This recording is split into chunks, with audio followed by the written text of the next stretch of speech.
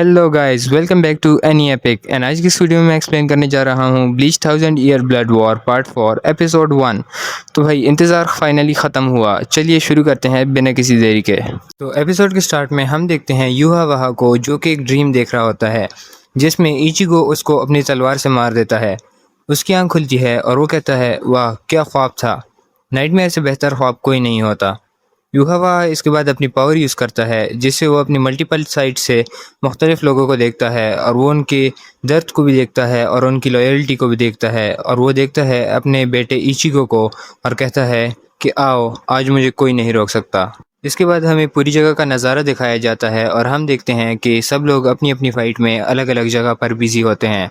और हम देखते हैं इचिगो और उरियू को, जिनके सामने हर्षवाल्ड था। उरियू कहता है कि जब यूहावाहा सो रहा होता है तो ये लोग अपनी पावर स्विच कर लेते हैं, यानी इस वक्त यूहावाहा के पास उसकी पावर्स नहीं है। और वो इचिगो को यूहावाहा की जगह बताता है कि वो अपर वर्ल्ड में है और उसे जाने को बोलता है। इचिगो कहता है कि अगर हर्षवाल्ड के पास यूहावाहा की पावर है फिर तो मुझे यहीं रहना चाहिए। उरियू कहता है, नहीं तुम जाओ, वैसे भी ये मेरे आखिरी अल्फाज नहीं होंगे। इचिगो उस पर भरोसा करता है और चैड और उरेहिमे के साथ आगे बढ़ने लगता है। लेकिन जैसे ही वो आगे जा रहे होते हैं तभी आसपास के स्टैचूज उन पर अचानक से हमला कर देते हैं, लेकिन वो किसी तरह से आपस में मिलकर बच जाते हैं। चैड कहता है कि तुम लोग जाओ, मैं इसको हैंडल कर लूँगा। जिसके बाद इचिगो और उरेहिमे आगे बढ़ जाते हैं। तभी अचानक से गांजू की एंट्री होती है और वो कहता है, अरे चैड, तुम मुझे कहाँ छोड़ के चले गए थे पीछे। वो अभी तक छुपा हुआ था और परफेक्ट टाइम का इंतजार कर रहा था, और यही टाइम परफेक्ट है क्योंकि उसका सेपा इन स्टोन स्टैचूज के लिए परफेक्ट है। ये दोनों अब इनसे लड़ने के लिए रेडी हो जाते हैं। दूसरी तरफ हम देखते हैं उरियो को, जिसकी इस वक्त हर्षवाल्ड से लड़ाई थी, और हम देखते हैं कि हर्षवाल्ड की आंखों में यूहावाहा की पावर है इस वक्त। हर्षवाल्ड कहता है कि मैं हैरान हो गया ये देख के कि तुम काफ़ी बदल चुके हो, तुम अब उम्मीद से भरे हुए हो। उरियो कहता है कि अगर तुम हैरान हो गए हो तो इसका मतलब तुमने पहले से ये फीचर नहीं देखा था कि मैं उम्मीद से भरा हूँगा। लेकिन हर्षवाल्ड इसका कोई जवाब नहीं देता। उरियो सोचता है कि उसने ये कंफर्म तो नहीं किया कि उसने ये चीज़ पहले से फीचर में देखी थी या नहीं। इशिडा कुछ नोटिस करता है और अपने एरो से अटैक करता है, लेकिन तभी हर्षवाल्ड उसके पीछे से आता है और कहता है कि मैंने तुम्हें कहा था ना कि मैं सब कुछ देख सकता हूँ।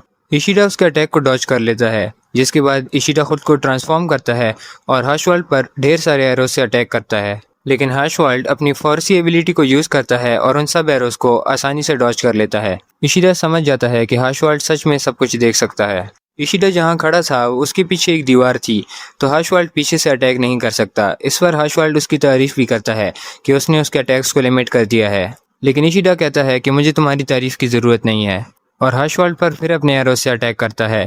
लेकिन हर्षवाल्ड उन सबको आसानी से डॉज कर लेता है और उरियो की तरफ आता है।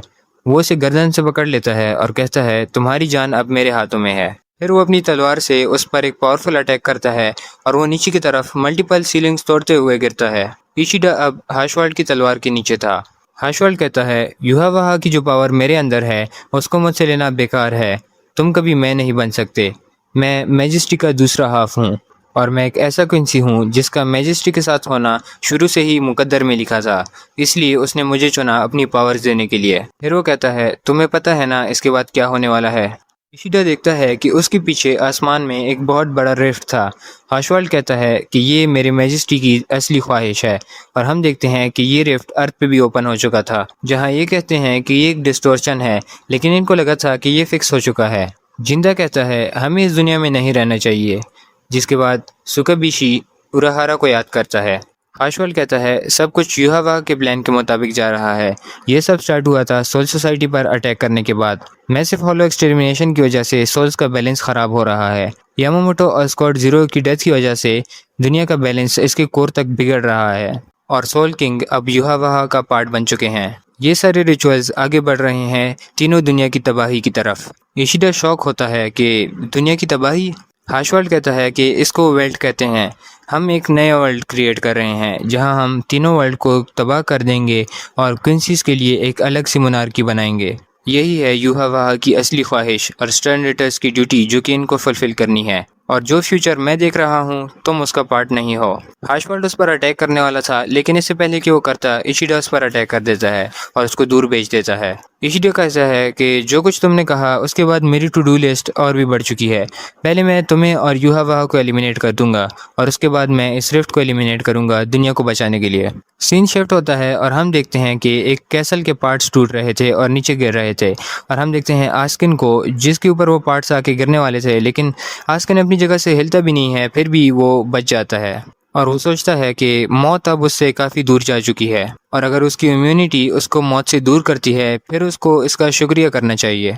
और हम यूरिची को भी देखते हैं जो कि एक बहुत बुरी कंडीशन में थी। आसिन कहता है कि मैं हैरान हूँ ये देख के कि सब कुछ होने के बाद भी तुम अभी तक जिंदा हो। यूरिची कहती है कि मैं भी यही सोच रही हूँ, मेरे इतने ज़्यादा फेटल डोजेस के बाद भी तुम अभी तक जिंदा हो। मुझे नहीं पता कि तुमने अभी तक मुझे जिंदा क्यों रखा है और मारा क्यों नहीं। आसिन कहता है नहीं नहीं, मैंने अपनी पूरी कोशिश की है, अगर मेरी जगह कोई और होता तो अभी तक मर चुका होता। ऐसे मत कहो कि मैंने तुम्हारे साथ सीरियस फाइट नहीं की। यूरिची का भाई बहुत बुरी हालत में था और इसके पास अभी थोड़ा ही टाइम बचा था और यूरिची के पास खुद भी ज़्यादा पावर नहीं बची थी अभी। आस्किन अचानक से उसके नज़दीक आता है और कहता है मुझे नहीं पता कि तुम क्या सोच रही हो, लेकिन मैं जब यहाँ आया तो तुम रिएक्ट भी नहीं कर पाई और इससे पहले कि तुम कुछ भी करो मैं तुम्हें पहली स्ट्राइक कर दूंगा। अब तुम मरने वाली हो। तभी यहाँ उराहारा की एंट्री होती है जो कि यूरिची को बचाने आया था। आस्किन कहता है तो उराहारा भी आ गया, अब मुझे इससे भी डील करना पड़ेगा। उराहारा कहता है वाओ, तुम्हें मेरे बारे में पता है, जानकर खुशी हुई। आस्किन कहता है कि यूहावाहा ने तुम्हें स्पेशल थ्रेट डिक्लेयर किया है। उराहारा कहता है वाह, ये तो मेरे लिए ऑनर की बात है कि मैं स्पेशल 5 थ्रेड्स में से हूँ। इसके बाद उराहारा यूरिची को टच करता है और ये दोनों कूदते हुए वहाँ से भाग जाते हैं। आस्किन ये देख के शॉक हो जाता है, लेकिन फिर वो सोचता है कि नहीं, मुझे इसके बारे में पहले से बताया गया था।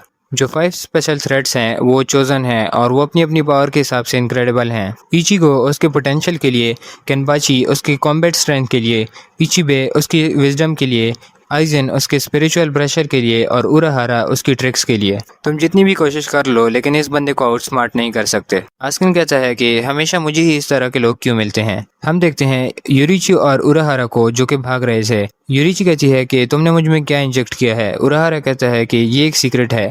यूरिची समझ जाती है कि ये कोई स्ट्रेंथ एनहेंसिंग चीज़ होगी।